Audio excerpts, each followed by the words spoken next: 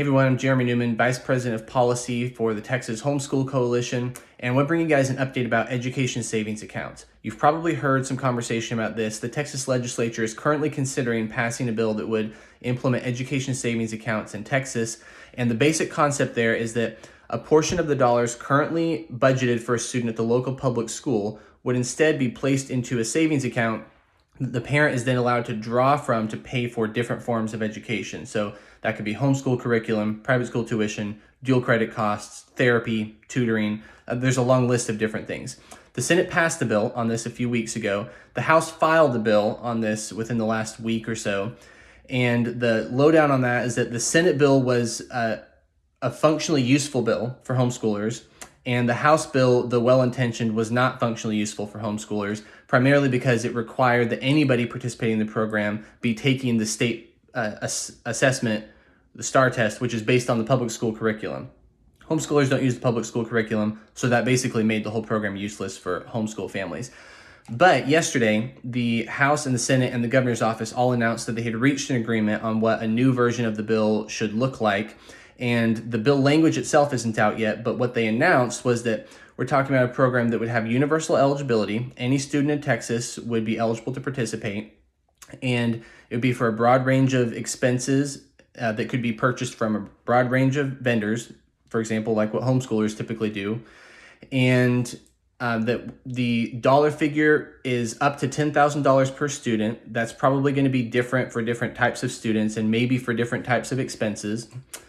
And that the bill would include any student participating in the bill, public school, homeschool, private school, would take a nationally normed assessment of their choosing, so like the Iowa test or something like that.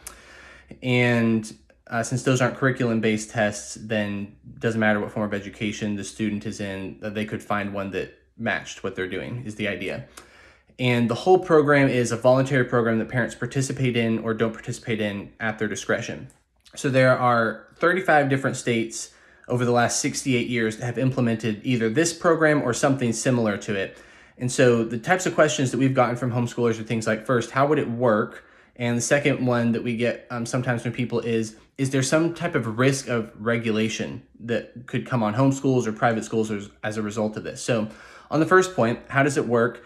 So once the program passes, and there's a high probability within the next month or month and a half that some type of program will pass out of the legislature and be signed by the governor.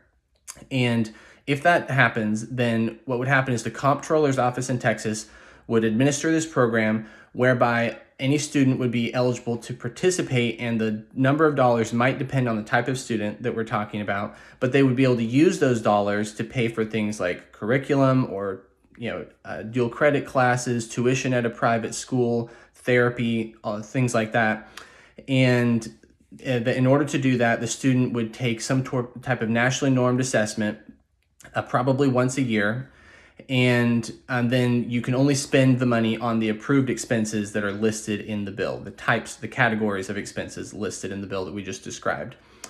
And that's the basic outline of how it would work for homeschool families. So the second question that we've gotten is there a risk that this leads to some type of state regulation of homeschooling? And there are kind of 2 points on that. The first one is, well, that's actually never happened before. So as I mentioned, there are 35 different states going back 68 years that have this or similar forms of programs in place. Not a single one of them has ever had a regulation increase come about on homeschooling as a result of that.